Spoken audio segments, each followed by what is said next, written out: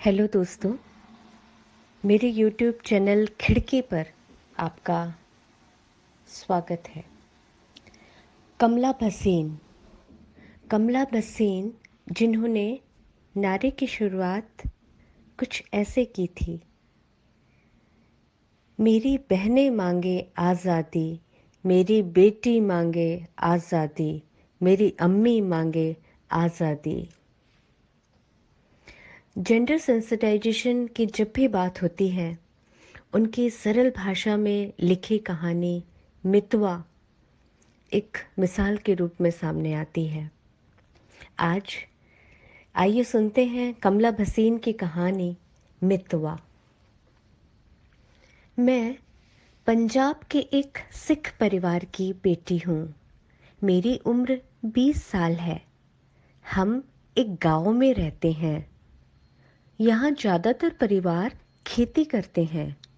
कुछ किसान बहुत अमीर हैं, उनके बड़े बड़े खेत हैं, कई ट्रैक्टर हैं, फसल काटने की बड़ी बड़ी डरावनी मशीनें भी हैं। मेरे पिताजी भी किसान हैं, न बड़े न छोटे किसान। मेरी माँ भी किसान है। हल चलाने के अलावा माँ खेत पर सब काम करती हैं, जैसे पानी देना, बीज बोना, कटाई करना। सबसे बड़ा काम जो माँ करती हैं वो है फसलों से दोस्ती और प्यार करना। मेरा नाम मितवा यानी प्यारा दोस्त या सहेली। माँ ने मुझे यह नाम दिया था। जब मैं पैदा हुई तो माँ को लगा उनकी सहेली आ गई है, मन की मीत आ गई है। हम हैं भी अच्छे दोस्त। मैं माँ की मितवा, माँ मेरी मितवा। मेरे दो बड़े भाई हैं, दलजीत और मंजीत। आज मैं सोचती हूँ कि मेरी किस्मत अच्छी थी जो मुझसे पहले दो भाई थे। अगर दो बहनें होती तो मुझे पैदा ही नहीं होने दिया जाता। हमारे गांव में कई बेटियों को पैदा होने से पहले ही मार देते हैं, इसीलिए यहाँ लड़कियाँ कम हैं। मुझे समझ में नहीं आता कि यहाँ के लोग लड़कियों से क्यों नफरत करते हैं, उन्हें क्यों लड़कों से कम समझते हैं। मेरे पिताजी मुझे प्यार तो करते थे, मगर उन्हें अपना प्यार दिखाना नहीं आता था। वो अधिकार ज़्यादा दिखाते थे, प्यार कम दिखा पाते थे। शायद पिताजी दोनों वीरजी भाइयों को ज़्यादा प्यार करते थे। वे उन्हें अपने साथ रखते थे, बाहर ले जाते थे, ज़्यादा आज़ादी देते थे। वैसे पिताजी वीरजियों को डांटते भी खूब थे। पिताजी हम सबको डर लगता था। उनका धौंस जमाना किसी को अच्छा नहीं लगता था। सबसे ज़्यादा धौंस वो माँ पर जमाते थे। वे माँ को साथी नहीं, दासी समझते थे। माँ पिताजी को कुछ नहीं कहती, मुझसे बात करके अपना मन हल्का कर लेती थीं। मैंने पास के गांव के सरकारी स्कूल से 12वीं पास की। मुझे स्कूल तो भेजा गया, मगर उसके अलावा बाहर जाने की, बाहर खेलने की आज़ादी नहीं दी गई।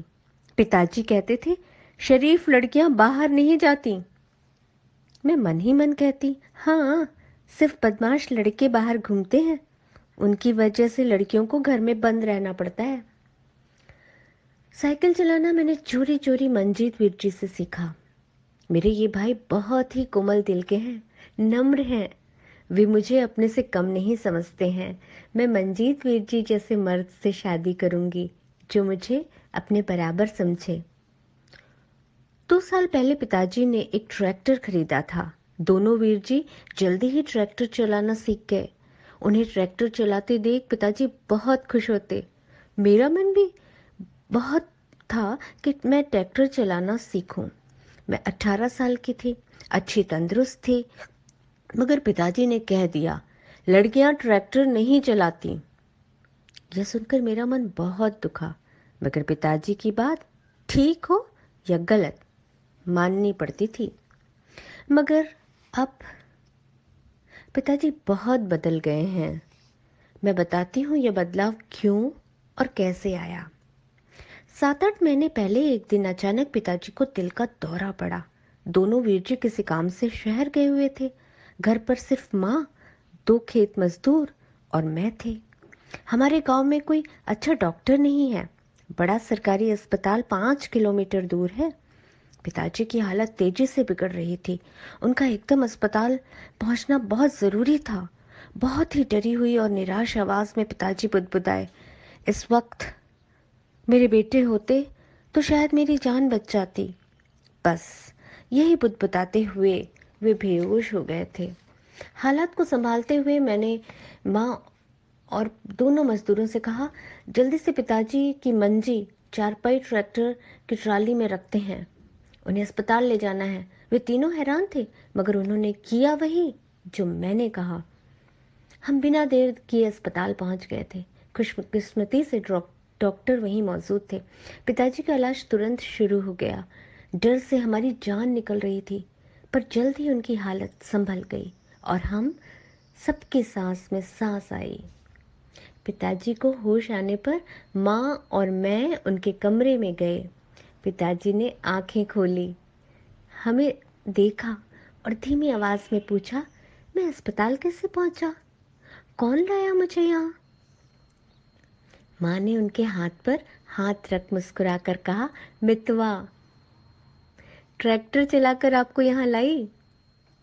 मितवा लाई? वो कैसे लाई? उसे तो ट्रैक्टर चलाना नहीं आता। बहुत हैरान थे पिताजी।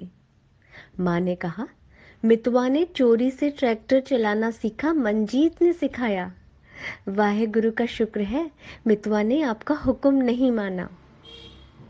पिताजी कुछ बोले नहीं, मगर उनकी मुस्कान से ऐसा लगा जैसे वे भी मेरी इस चोरी पर खुश थे। इशारे से उन्होंने मुझे पास बुलाया और मेरा हाथ अपने हाथ में ले लिया। हम तीनों की आंखें गीली थीं और दिल हल्के।